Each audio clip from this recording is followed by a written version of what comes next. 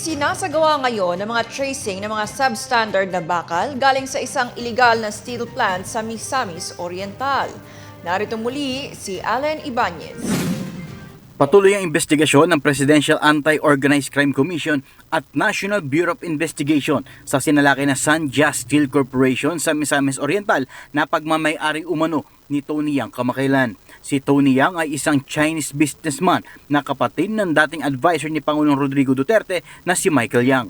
Ayon kay PAO Executive Director Undersecretary Benjamin Acorda Jr. at NBI Director Melvin Matibag, kanilang inaalam sa ngayon ang mga establishmento na gumamit at bumili ng mga bakal galing sa kumpanya ni Yang.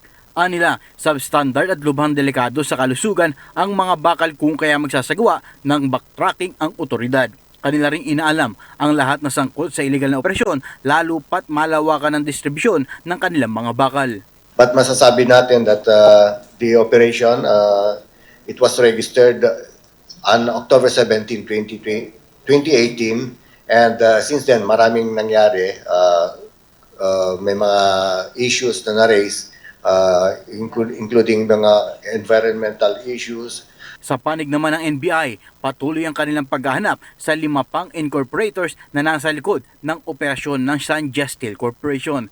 Sinalaki ng otoridad ang naturang paggawaan ng bakal dahil sa sumbong sa pag-handle ng hazardous materials na nasa loob mismo ng isang government-owned and controlled corporation na FIVIDEC Industrial Authority kung saan nasagip ang 69 na Chinese. We are looking at those responsible personalities and agencies before nung nagsimula ito.